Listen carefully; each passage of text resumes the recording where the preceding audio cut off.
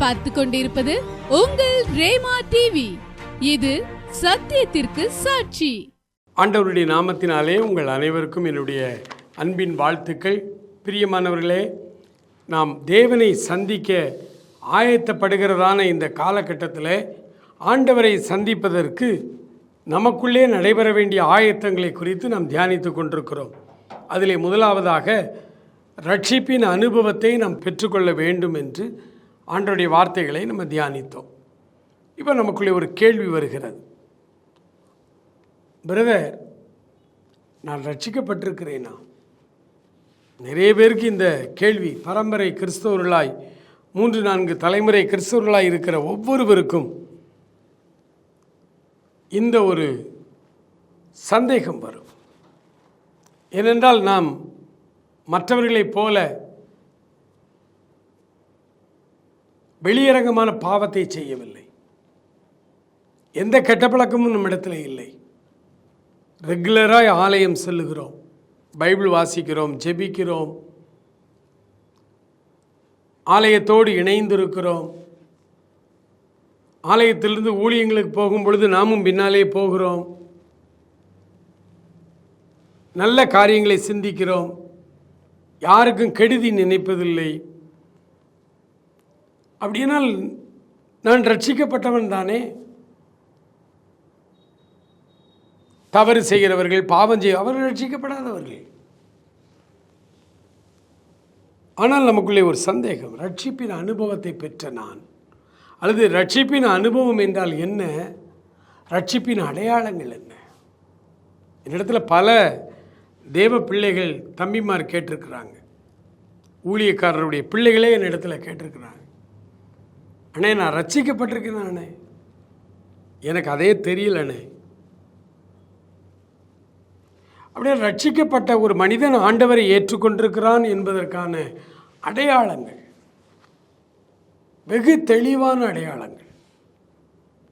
ஆண்டவரை ஏற்றுக்கொண்ட ஒரு மனிதன், அல்லது ஆண்டவரால் ஏற்றுக்கொள்ளப்பட்ட ஒரு மனிதன்,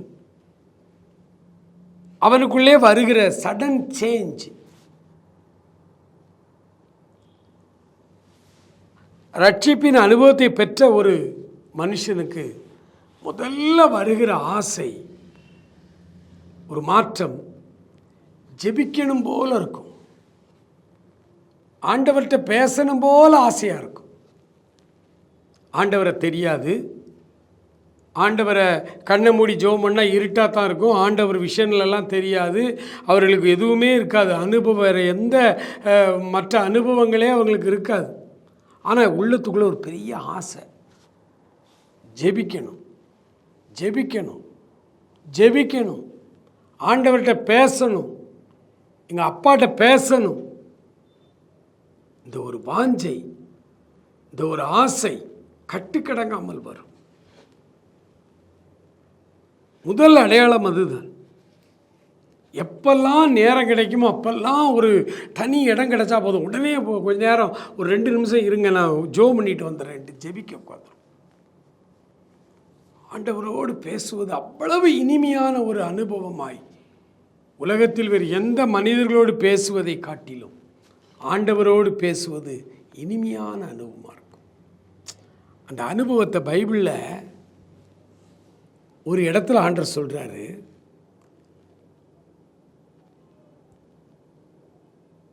தாவீதும் யோனத்தானும் சிநேகிதர்களாக இருந்தாங்க.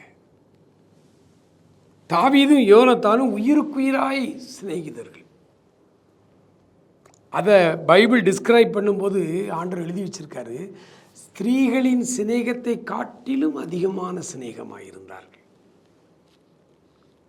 ஒரு வாலிப பையன் ஒரு வாலிப பிள்ளையை நேசிக்க தொடங்கின இந்த உலக பிரகாரமான காதல், அல்லது அந்த உலக பிரகாரமான நேசம், அதைவிட அதிகமாய் தாவீதும் யோனத்தானும் ஒருவரை ஒருவர் நேசித்தார்கள்.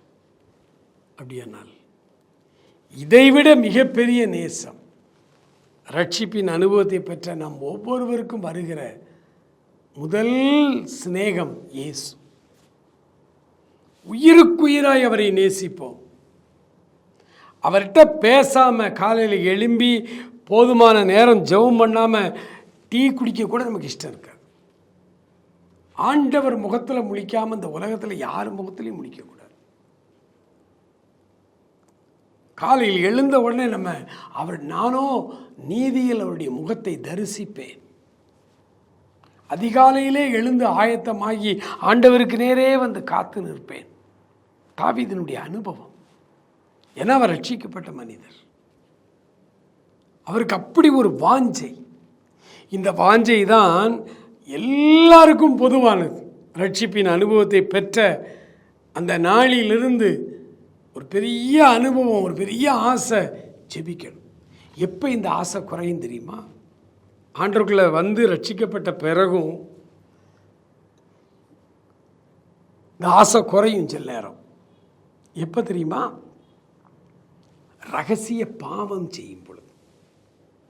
இந்த உலகத்தின் ஆசாபாச இச்சைகளின் மேலே நமக்கு ஒரு நாட்டம் வந்தால் நாம் தப்பு செய்கிறோம். நம்ம தப்பு பண்ணுனா ஜெபிக்கிறதுக்கு இஷ்டம் இருக்கு. தேவ சமூகத்தில் மணிக்கணக்காக அமர்ந்திருக்க முடியாது, நினைச்சாலும் முடியாது. அதனால தான் ஒரு பரிசுத்தவான் சொன்னார், தவறு செய்கிறவனால் ஜெபிக்க முடியாது. ஜெபிக்க முடியாதுன்னு என்ன? அந்த ஆரம்பத்தில் ரட்சிப்பின் அனுபவத்தை பெற்ற பொழுது நமக்கு இருந்த அந்த வாஞ்சை, அந்த ஆசையாய் போய் ஜெபிக்க முடியாது. கடமைக்காக ஜெபிப்பாங்க சிலர். ஊழியம் செய்கிறோம், ஜெபிச்சு ஆகணுமேன்ட்டு ஜெபிப்பாங்க சிலர். அந்த ஜெபம் அவ்வளோ வாஞ்சையாக வருதுன்னா நீங்கள் ரட்சிக்கப்பட்டிருக்கிறீர்கள் என்று பொருள். அதுதான் அதுக்கு அடையாளம். ரெண்டாவது அடையாளம், பைபிள் வாசிக்கிறதுல அப்படி ஒரு ஆசை வரும். ஆண்டவரை ஏற்றுக்கொண்ட ஒவ்வொரு மனிதர்களும் பைபிள் வாசிக்கணும் அப்படின்னு சொல்லி அவ்வளவு ஆசை வரும். மனிதன் அப்பத்தினாலே மாத்திரமல்ல, தேவனுடைய வாயிலிருந்து வருகிற ஒவ்வொரு வார்த்தையினாலும் பிழைப்பான் என்று எழுதுகிறபடி இதுதான் நமக்கு முதல் ஆகாரமாக இருக்கும். காலை எழுந்தவுடன் பைபிள் வாசிப்போம். ஜெபிச்சுட்டு அன்னைக்குரிய போர்ஷன் கிரமமாக பைபிள் வாசிக்கிட்டே வரும். அது ஆளுக்கு ஒவ்வொரு மாதிரி வச்சுக்கிடுவாங்க. சிலர் பழைய ஏற்பாட்டை காலையில் வாசிப்பாங்க, சாயங்காலத்தில் புதிய ஏற்பாடு வாசிப்பாங்க. சிலர் புதிய ஏற்பாட்டிலேருந்து வாசிட்டு வருவாங்க. எந்த புத்தகமும் இந்த வேத புத்தகத்தை வாசிக்கிறதுல கொள்ளை ஆசை வரும். அவ்வளவு ஆசை வரும். என்னுடைய பர்சனல் அனுபவத்தை சொல்லணும்னா, நான் 22வது வயதிலே ஆண்டவரை ஏற்றுக்கொண்டேன். நான் வயதில் ஆண்டவரை ஏற்றுக்கொள்வதற்கு முன்பு எங்கள் வீட்டில் நிறைய சகோதரர்கள், நிறைய சகோதரிகள், ஒரு பெரிய குடும்பத்தில் பிறந்தவர். அதனால் என்னுடைய மூத்த சகோதரர்கள் சகோதரிகள்லாம் இந்த கதை புத்தகங்கள், ஆனந்த விகடன், குமுதம், அதில் வரக்கூடிய தொடர்கதைகளை கிழிச்சு சேர்த்து வச்சு அதை பைண்ட் பண்ணி பெரிய பெரிய புத்தகம், கடல் புறா, யவனராணி, பொன்னியின் செல்வன், இப்படி இந்த புத்தகங்கள் எங்கள் வீட்டில் எல்லாரும் புக்கு படிக்கிற பழக்கம் உண்டு. எங்கள் வீட்டில் எல்லாருக்கும், எனக்கும் உண்டு. நிறைய புத்தகங்கள் படிப்போம். காமிக்ஸ் புத்தகங்கள், அந்த காலத்தில் ஒரு முத்து காமிக்ஸ்னு படிப்போம். எங்கள் அப்பா ஒரு நல்ல புக் ரீடர். அதனால் நாங்கள் எல்லாருமே, எங்கள் அப்பாவுடைய குணம் எங்கள் எல்லாருக்கும் உண்டு. எல்லாரும் எங்கள் வீட்டில் புக் ரீட் பண்ணுவோம். அது நானும் நிறைய புக்கு ரீட் பண்ணுவேன். ஆனால் ஆண்டவரை ஏற்றுக்கொண்ட அந்த நாளில் என்னை கிறிஸ்துவுக்குள் வழி நடத்தின ஒரு ஊழியக்காரர் எனக்கு ஒரு புது வேதாகமத்தை பரிசளித்தார்.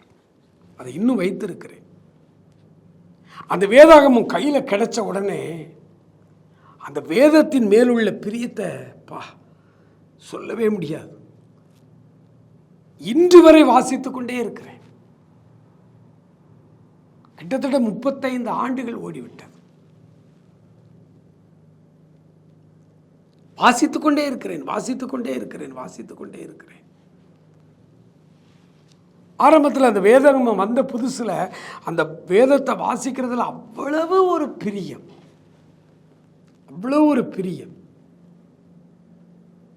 இதை தவிர வேறு புத்தகத்தை படிக்கிறதே இல்லை, வாசிக்கிறதே இல்லை. முதல் 2 ஆண்டுகள் இந்த வேதத்தை தவிர வேறு எதையும் படிக்கிறது இல்லை. எப்பவும் இதைத்தான் படிக்கிறது. 2 ஆண்டுகளுக்கு பிறகுதான் பைபிள் சம்பந்தப்பட்ட புத்தகங்கள், சாம் ஜெபத்ரா அண்ணன் எழுதின புத்தகங்கள், டிஜிஎஸ் தினகரன் எழுதின புத்தகங்கள், அவருடைய மாத பத்திரிகை, இதெல்லாம் படிக்க ஆரம்பித்தோம். முதல் 2 ஆண்டுகள் பைபிளை தவிர வேறு எந்த எழுத்தை படிக்கிறதுக்கும் இஷ்டமே இல்லை. திரும்ப திரும்ப திரும்ப திரும்ப திரும்ப இதை படி, அவ்வளோ ஆசை. இன்னைய வரைக்கும் இந்த வசனங்கள், இந்த வார்த்தைகள் தேனாய் தெளிதேனாய், அது மதுரமாய், அது எங்களை பாதுகாக்கிறதாய், பரிசுத்தப்படுத்துகிறதாய், எங்களை தீமை செய்ய விடாதபடி தடுக்கிறதாய் இந்த வசனங்கள் அமைந்திருக்கிறார். இந்த பைபிள் வாசிகள் அவ்வளோ கொள்ளை பிரியம். தான் ரட்சிக்கப்பட்டவனுடைய அடையாளம். ஜெபிப்பார்கள், ஆசை ஆசையாய் ஜெபிப்பார்கள், பைபிள் வாசிப்பார்கள், ஆர்வமாய் வாசிப்பார்கள், திரும்ப திரும்ப வாசிப்பார்கள். அவ்வளவு இனிமையாக இருக்கும் வேதம். இது வெறும் எழுத்து மாதிரி இருக்காது, இது உயிருள்ள புத்தகம். இந்த வார்த்தைகளுக்கு ஜீவன் உண்டு, அது நம்மோடு பேசும். ஒரு ஆளை போல நமக்கு ஆலோசனை தரும். ஏனென்றால் இந்த வசனம்தான் இயேசு, இயேசுதான் இந்த வசனம். வார்த்தையும் அவரையும் பிரிக்க முடியாது, அவர்தான் இந்த வார்த்தை. ஆகவே தான் இந்த வார்த்தையில் அவர் ஜீவனோடு இருக்கிறது போல இந்த வார்த்தைகளும் ஜீவனோடு இருக்கிறது. ரட்சிக்கப்பட்டவனிடத்தில் நீங்கள் காண வேண்டிய முதல் 2 அடையாளம், இந்த வசனம் வாசிக்கிற ஆர்வமும் குறையும். எப்போ குறையும்? அவருக்குள்ளே பாவம் வரும் பொழுது.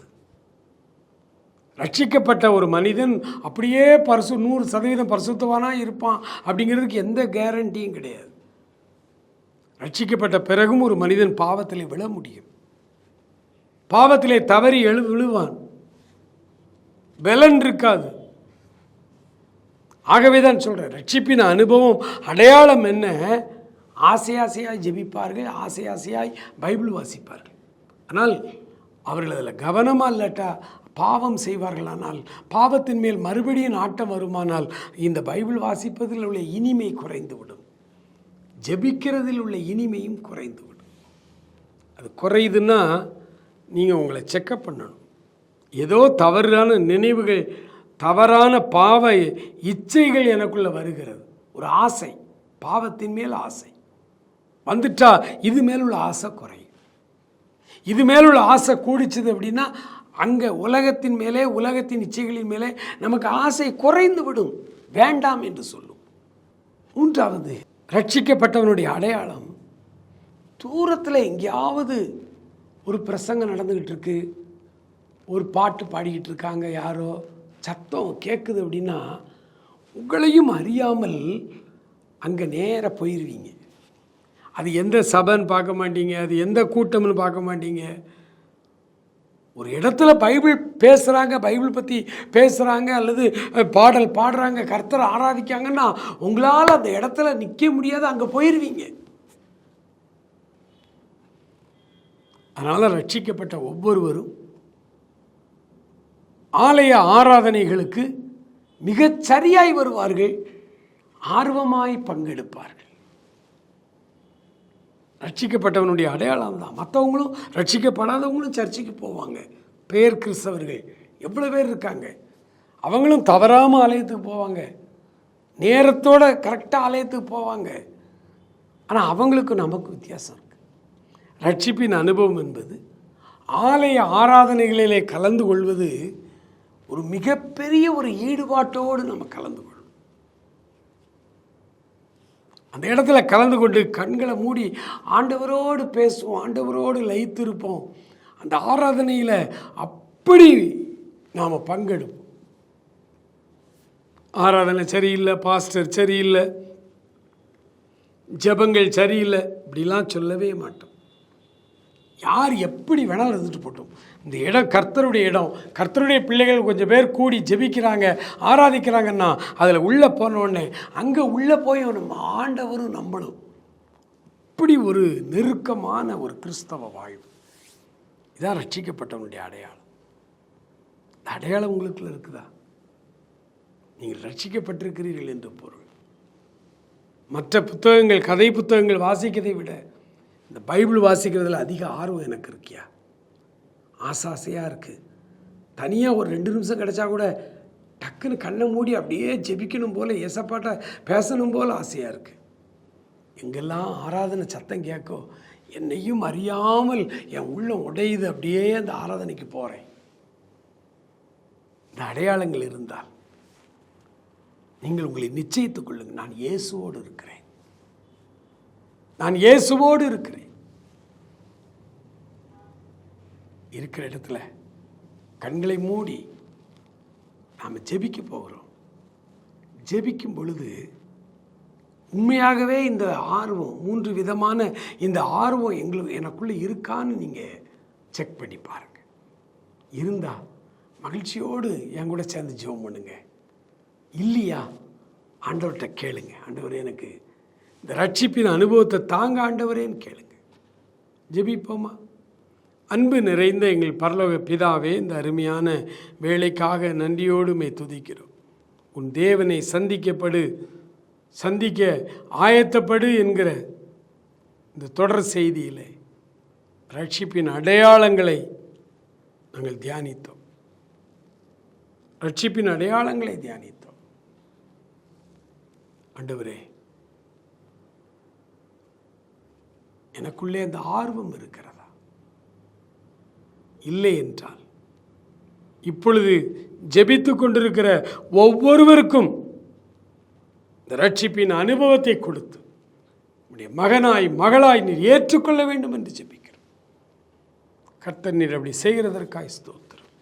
ஆசீர்வதியும் காத்துக்கொள்ளும் வழி நடத்தும். இயேசு கிறிஸ்துவின் நல்ல நாமத்தில் ஜெபிக்கிறோம் எங்கள் அருமை பிதாவே. ஆமேன், ஆமேன்.